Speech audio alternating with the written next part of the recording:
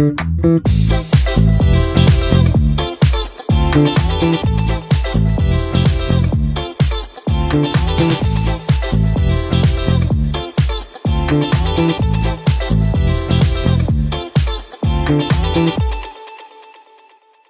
খেলার খবর থেকে বিদেশের খেলার খবর নিয়ে এই মুহূর্তে আমি মৌসুমী রয়েছি আপনাদের সঙ্গে। শুরু করছি আপনাদের প্রিয় অনুষ্ঠান খেলা আর খেলা।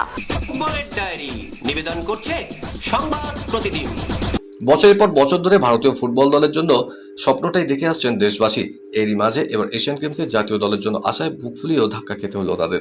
জানা যাচ্ছে এশিয়ান গেমস থেকে নাম প্রত্যাহার করে নিয়েছে ভারতীয় ফুটবল দল। আসলে ফুটবলের এশিয়ান গেমসের যোগ্যতা অর্জনের শর্ত পূরণ করতে না পারায় গোটা টুর্নামেন্ট থেকে নাম প্রত্যাহার করে নিয়েছে ভারতীয় ফুটবল দল। ভারতীয় ফুটবল ফেডারেশনের কর্মকর্তা যুব বিষয়ক ও ক্রীড়া মন্ত্রণালয়কে বোঝানোর চেষ্টা করলো এশিয়ান গেমসে অংশগ্রহণের মানদণ্ড পূরণ করতে না পারায় বাদ পড়তে হয়েছে ভারতকে। ভারতের এমন পদক্ষেপে কপাল খুলেছে ফিলিপাইন্সের। ভারত সরে যাওয়ায় এশিয়ান গেমসের সুযোগ পেল ফিলিপাইন্স। ফুটবল বন্ধ করে চোখের সামনে তখন মার্কিনী বিজ্ঞাপনের প্রসার। ফুটবলে কখনো এরকম কোনোদিন আগে হয়েছে নাকি? ফুটবলে তো বটেই, বাস্কেটবল, আমেরিকান ফুটবল কিংবা ক্রিকেটের মতো বারবার টাইম আউটের কোনো সুযোগ থাকে না। কিন্তু আমেরিকার বিশ্বকাপের এই হাইড্রেশন ব্রেকের চক্করে পড়ে ফুটবল তার নিজস্ব কৌশল্য হারিয়ে আমেরিকান রাগবি না হলে বাস্কেটবলের মতন হয়ে গিয়েছে। অস্ট্রেলিয়া ম্যাচের আগের দিন সাংবাদিক সম্মেলনে আর্জেন্টাইন কোচ লিওনেল স্ক্যালোনি অভিযোগ করেছেন, এই হাইড্রেশন ব্রেকের কোনো অর্থই হয় না। যখন প্রতিপক্ষকে আমরা চেপে ধরছি, ঠিক সেই সময় প্রতিপক্ষ দল এই ব্রেকের সুবিধাটা নিয়ে নিচ্ছে। গতিময় ফুটবলের যে মোমেন্টটা তৈরি হয়েছিল সেখানেই সমাপ্তি হয়ে যাচ্ছে। ক্রিকেটের ডায়েরি। ক্রিকেট ক্যারিয়ারকে লম্বা করতে বড় সিদ্ধান্ত নিলেন ভারতীয় ক্রিকেট দলের তারকা অলরাউন্ডার হার্দিক পান্ডিয়া। তিনি তার স্থায়ী ট্রেনিং বেস হিসেবে বেছে নিয়েছেন বেঙ্গালুরু বিসিসিআই সেন্টার অফ এক্সেলেন্সকে। এখন থেকে জাতীয় দল, আইপিএল বা ঘরোয়া ক্রিকেটের দায়িত্বে না থাকলে তিনি মূলত সেখানে অনুশীলন ও ফিটনেস নিয়ে কাজ করবেন। প্রথম ভারতীয় ক্রিকেটার হিসেবে এই সিদ্ধান্ত নিয়েছেন তিনি। গত কয়েক বছরে দুর্দান্ত ব্যাটিং ও বোলিং করেছেন হার্দিক, তবে চোটও পেয়েছেন। কখনো গোড়ালির চোট, কখনো পিঠের সমস্যা, আবার সম্প্রতি কোয়াড্রিসেপসের চোটের কারণে তাকে একাধিক গুরুত্বপূর্ণ সিরিজ ও টুর্নামেন্ট থেকে ছিটকে যেতে হয়েছে। সেই কারণে ক্যারিয়ারের বাকি সময়টা সম্পূর্ণ ফিটনেস কেন্দ্রিক পরিকল্পনায় এগোনোর সিদ্ধান্ত নিয়েছেন হার্দিক। ইংল্যান্ডের তারকা ক্রিকেটার আগেই সাদা বলে ফরম্যাট থেকে সরে দাঁড়িয়েছিলেন, এবার ছেড়ে দিলেন লাল বলের ক্রিকেটকে। ফ্রেন্ডবিজে ইংল্যান্ড বনাম নিউজিল্যান্ড টেস্ট সিরিজ চলাকালীনই এমন ঘোষণা করলেন ইংল্যান্ডের অন্যতম সেরা অলরাউন্ডার বেন স্টোকস। তিনি জানিয়েছেন এই টেস্ট ম্যাচ শেষ হওয়ার পরেই টেস্ট ক্রিকেট থেকে অবসর নেবেন। 2011 সালে আন্তর্জাতিক ক্রিকেটে অভিষেক হয় বেন স্টোকসের। দেশের হয়ে খেলেছেন 114টি একদিনের ম্যাচ, 121টি টেস্ট ম্যাচ এবং 43টি টি20 ম্যাচ। টেস্টে মোট রান 7,228, একদিনের ম্যাচে 3,463 রান করেছেন। টেস্টে তার সর্বোচ্চ 258 রান। 2022 সালে ব্রেন্ডন ম্যাকুলাম দলে কোচ হতেই তাদের যুগলবন্দি ক্রিকেটের ডিকশনারিতে আনে একটা নতুন শব্দ, যার নাম বাসবল। শ্রেয়াস আইয়ার চরম ব্যর্থ অধিনায়ক হিসেবে প্রথমবারের মতো টি20 সিরিজ খেলতে নেমে ব্যাট হাতে পুরোপুরি ব্যর্থ হয়েছেন। প্রথম ম্যাচে তিনি মাত্র 3 রান এবং দ্বিতীয় ম্যাচে মাত্র 10 রান করেছেন। আইপিএল এ রানের পাহাড় গড়ার পর ভারতীয় টি20 দলে ফিরে আয়ারের কাছ থেকে বিস্ফোরক ব্যাটিং এর প্রত্যাশা ছিল, কিন্তু তা তিনি পূরণ করতে ব্যর্থ হয়েছেন। আয়ারল্যান্ড ক্রিকেট দল প্রথমবারের মতো ভারতের বিপক্ষে 2-0 ফলে সিরিজ জিতে ইতিহাস তৈরি করেছে। আয়ারল্যান্ডের জন্য যেমন অত্যন্ত গর্বের অধ্যায়, তেমনি ভারতের জন্য ততটাই লজ্জার। খাতায় কলমে এতটা দুর্বল দলের বিরুদ্ধে এই পারফরমেন্স ভারতীয় ক্রিকেটের জন্য একটি বড় ব্যর্থতা এবং কলঙ্কজনক অধ্যায়। অ্যান্টিগার স্যার ভিভিয়ান রিচার্ড স্টেডিয়ামে টেস্ট সিরিজ খেলতে নেমেই শ্রীলঙ্কাকে গুঁড়িয়ে দিল ওয়েস্ট ইন্ডিজ বাহিনী। এক ইনিংস এবং 217 রানে লঙ্কান বাহিনীকে হারানোর পাশাপাশি বিশ্ব টেস্ট চ্যাম্পিয়নশিপের পয়েন্ট তালিকায় বিরাট অঘটন ঘটিয়েছেন ক্যারিবিয়ানরা। তাতে অবশ্য লাভের কুর খেয়েছে ভারত। এই আসরে শ্রীলঙ্কা ওয়েস্ট ইন্ডিজের কাছে হেরে যেতে WTC পয়েন্ট তালিকায় লাভ দিয়েছে ভারত। ওদিকে হারের পর বিশ্ব টেস্ট চ্যাম্পিয়নশিপের পয়েন্ট তালিকায় অধঃপতন হয়েছে প্রতিবেশী দ্বীপরাষ্ট্রটির। খেলার আরো খবর রয়েছে, কিন্তু এখন সময় একটা ছোট্ট ব্রেকের। ফিরছি ব্রেকের পর, সঙ্গে থাকুন।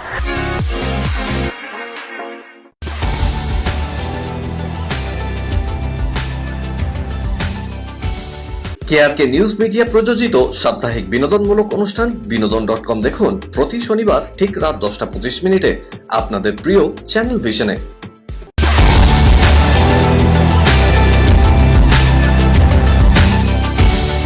ব্রেকের পর আমি আবার হাজির খেলা আর খেলাতে।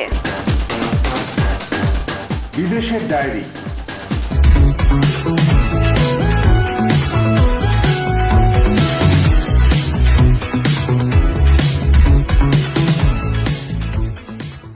প্রত্যাশা মতোই শেষ ষোলে পৌঁছে গেল ফ্রান্স। সুইডেনকে 3-0 গোলে হারালেন এমবাপেরা। জোড়া গোল করে সর্বোচ্চ গোলদাতার দৌড়ে 6 গোল করে মেসিকে ছুঁয়ে ফেললেন এমবাপে। এই দিনের এই ম্যাচ কার্যত হয়ে দাঁড়িয়েছিল ফ্রান্স বনাম সুইডেনের গোলরক্ষক জোরস্ট্রমের লড়াই। সুইডিশ গোলরক্ষক এবং বার পোস্ট যদি বাধা হয়ে না দাঁড়াতো তাহলে 6 থেকে 7 গোলে জেতা উচিত ছিল ফ্রান্সের। ম্যাচে 45 মিনিটে সুইডেনের বক্সের বাইরে এমবাপেকে পাস দেন ডেম্বেলে, তখন সামনে 4 জন সুইডিশ ডিফেন্ডার ঘিরে রেখেছেন এমবাপেকে। পায়ের জাদুতে প্রতিপক্ষের ডিফেন্ডারদের বোকা বানিয়ে নিখুঁত নিশানা রাখেন ফরাসি স্ট্রাইকার। প্রথমার্ধে ফ্রান্সকে 1 গোলে এগিয়ে দেন তিনি। এর আগে এমবাপের একটি গোল বাতিল হয়ে যায় অফসাইডের কারণে। প্রথমার্ধে আরো 4 গোলে এগিয়ে যেতে পারত ফ্রান্স। রকমারি পোশাক আর রং বেরঙের আঁকিবুকিতে মহিলাদের গ্যালারি মাতানো ফুটবল বিশ্বকাপের অন্যতম বিজ্ঞাপন। প্রতি ম্যাচে ক্যামেরার লেন্স খুঁজে নেয় তেমনই কিছু সুন্দরী মুখ, কিন্তু এবার সেই নিয়মে ভাগ বসিয়েছেন কাটিয়া ইটজেল গার্সিয়া। চলতি আসরে সাড়া ফেলেছেন এই মহিলা রেফারি। কানসাস সিটিতে আয়োজিত নেদারল্যান্ডস টিউনিশিয়া ম্যাচে বাঁশি হাতে পরিচালনা করেছিলেন কাটোয়া।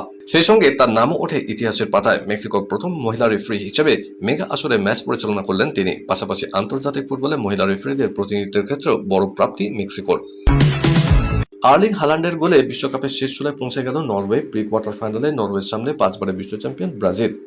নরওয়ে 2-1 গোলে হারল আইভরি কোস্টকে। এদিনের ম্যাচ শুরু হয়েছিল ঢিমে তালে। 39 মিনিটে আন্তোনিও নুসার দুরন্ত গোলে নরওয়ে এগিয়ে যাওয়ার পর ম্যাচে প্রাণ ফেরে।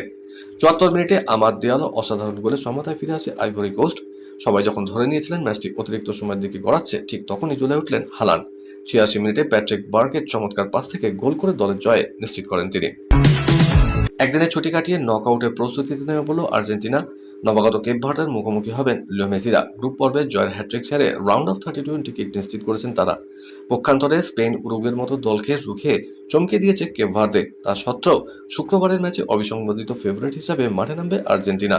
কোচ লিওনেল স্ক্যালোনি অবশ্য প্রতিপক্ষকে যথেষ্ট গুরুত্ব দিচ্ছেন। বিশেষত জার্মানি এবং নেদারল্যান্ডসের বিদায় পর অনেক বেশি সাবধানী তিনি। সম্মানিনী, তবে তাদের সকলকে এক ছাতার তলা আনার কঠিন দায়িত্ব কাঁধে তুলে নিয়েছিলেন আরেক প্রাক্তন কোচ লুসিও।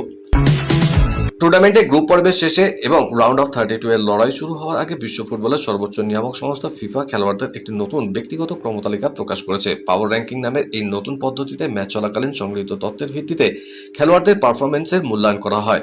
আউটফিল্ড খেলোয়াড়দের ক্ষেত্রে আক্রমণ, সৃজনশীলতা এবং রক্ষণভাগ এই 3টি ক্যাটাগরিতে 0 থেকে 10-এর মধ্যে স্কোর দেওয়া হয়। ফিফার এই সর্বশেষ পাওয়ার র্যাঙ্কিং তালিকায় সবাইকে চমকে দিয়ে 1 নম্বর স্থানটি দখল করেছেন জার্মানির তারকা খেলোয়াড় ডেনিস উনদাফ। ভিএফবি স্টুটগার্টের এই ফরওয়ার্ড আক্রমণে 8.36, সৃজনশীলতায় 6.78 এবং রক্ষণভাগে 4.7 স্কোর নিয়ে তালিকার শীর্ষে রয়েছেন। অন্যদিকে গ্রুপ পর্বের দুর্দান্ত খেলা সত্ত্বেও আর্জেন্টিনার লিওনেল মেসিকে সন্তুষ্ট থাকতে হয়েছে 2য় স্থান নিয়ে। আশ্চর্যের বিষয় হলো বর্তমান ফুটবল বিশ্বের অন্যতম 2 সেরা তরুণ তারকা ফ্রান্সের কিলিয়ান এমবাপে এবং ব্রাজিলের ভিনিসিয়াস জুনিয়রও এই তালিকার শীর্ষস্থানে পৌঁছাতে পারেননি।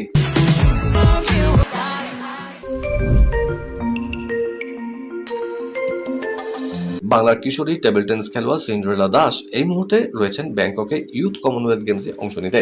ইতিমধ্যে আগামী 2026 ইউথ অলিম্পিক্স গেমসে ভারতীয় দলে সে সুযোগ পেয়েছে। আবার 2026 এশিয়ান গেমসে ভারতীয় দলের প্রতিনিধিত্ব করবেন।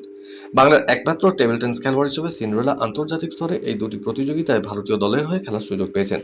স্বাভাবিকভাবে 15 বছর বয়সী এই টেবিল টেনিস খেলোয়াড় সিন্ড্রেলা দাসের গৌরবময় অধ্যায়কে অবশ্যই কুর্নিশ জানাতে হবে। সিন্ড্রেলার মা সুস্মিতা দাস জানিয়েছেন, মেয়ে সবসময় চেষ্টা করে ভারতীয় দলের হয়ে শুধু খেলাই নয়, পদক জয়ের লক্ষ্যে বড় ভূমিকা নিতে। ইউথ অলিম্পিক্স ও এশিয়ান গেমসে একই সঙ্গে এই 2টি আন্তর্জাতিক টেবিল টেনিস প্রতিযোগিতার আগে কেউই বাংলার হয়ে প্রতিনিধিত্ব করার সুযোগ পাননি। এবার ইউথ অলিম্পিক্স গেমস অনুষ্ঠিত হতে চলেছে সেনেগালে। কিছু ব্যর্থতা যন্ত্রণার নয়, আগামী প্রেরণা হয়। ব্রাজিলের বিরুদ্ধে 1-2 গোলে হেরে বিশ্বকাপ থেকে ছিটকে যাওয়ায় জাপানে কিছুটা সেরকমই। ম্যাচের পর গোটা দলকে সেন্টার সার্কেলের কাছে ডেকে বার্তা দেন জাপানের কোচ হাজিমে মোরিওয়াসু। তারপর গ্যালারির কাছে গিয়ে মাথা নত করার ভঙ্গিতে সমর্থকদের ধন্যবাদ জানান। স্বপ্নভঙ্গের যন্ত্রণায় চোখের কোণ ভিজেছে, তা সত্ত্বেও কৃতজ্ঞতা স্বীকার করতে ভোলেননি। পরে আত্মসমালোচনা করে মোরিয়াসু বলেছেন, কোচ হিসাবে যা করা উচিত ছিল সেটা পারিনি, আমি দুঃখিত। ভারত তথা এশিয়া মহাদেশের মধ্যে প্রথম মহিলা সাঁতারু হিসেবে সপ্তসিন্ধু জয়ের শেষ লক্ষ্য নিয়ে জাপানের সুগারু চ্যানেল পার করতে জাপানে পাড়ি দিচ্ছেন বাংলার জলকন্যা কালনার মেয়ে সায়নী দাস। 3 থেকে 7 জুলাই জলে নামবেন সায়নী। তবে সম্প্রতি ভেনিজুয়েলা এবং জাপানের ভূমিকম্প নিয়ে চিন্তিত সায়নী সহ তার পরিবার। পরিস্থিতি অনুকূল থাকলে জয়ের ব্যাপারে সায়নী 100% আশাবাদী। দ্য গ্রেট গামা এমন একজন ভারতীয় কুস্তিগির ছিলেন যাকে তার পুরো ক্যারিয়ারে কেউই হারাতে পারেনি। তার শক্তি ও ব্যায়ামের কৌশল ব্রুসলি পর্যন্ত এতটাই মুগ্ধ হয়েছিলেন যে তিনি সেই প্রশিক্ষণ পদ্ধতিকে নিজের দৈনন্দিন অনুশীলনের অংশ করে নিয়েছিলেন। এখানে কথা হচ্ছে দ্য গ্রেট গামা কুস্তিগিরের সম্পর্কে, যাকে পৃথিবীর কোনো কুস্তিগিরই কোনোদিন হারাতে পারেনি। কলকাতার diary overseas citizen of India বা ওসিআই ফুটবলারদের নিয়ে একগুচ্ছ প্রস্তাব রাখলো মোহনবাগান। ফেডারেশনের কাছে তারা একটি চিঠি পাঠিয়েছে, সেখানে বলা হয়েছে ওসিআই ফুটবলারদের নেওয়া বাধ্যতামূলক না করে ঐচ্ছিক করা হোক ক্লাবগুলোর কাছে। একই সঙ্গে ওসিআই ফুটবলার বয়সকেও সর্বোচ্চ 30 বছর হওয়া উচিত বলে মনে করে মোহনবাগান। এইরকম একগুচ্ছ প্রস্তাব তারা পাঠিয়ে দিয়েছে সর্বভারতীয় ফুটবল ফেডারেশনে।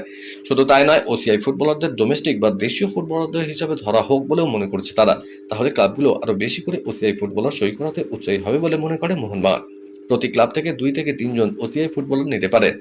আগামী 2034 বিশ্বকাপের দিকে তাকিয়ে এই পরিকল্পনা নেওয়া উচিত বলেই মনে করছেন সবুজ মেরুন ম্যানেজমেন্ট। সেদিকে তাকিয়ে 26 বছর বয়সী ওসিআই ফুটবলার দলে নেওয়া প্রয়োজন, যাতে তারা খুব সহজে ভারতীয় পাসপোর্ট নিয়ে ভবিষ্যতে জাতীয় দলের প্রতিনিধিত্ব করতে পারে। আজকের মতো এই পর্যন্তই। আগামীকাল আপনাদের সঙ্গে আবার দেখা হবে ঠিক এই সময় এই চ্যানেলে। বাই।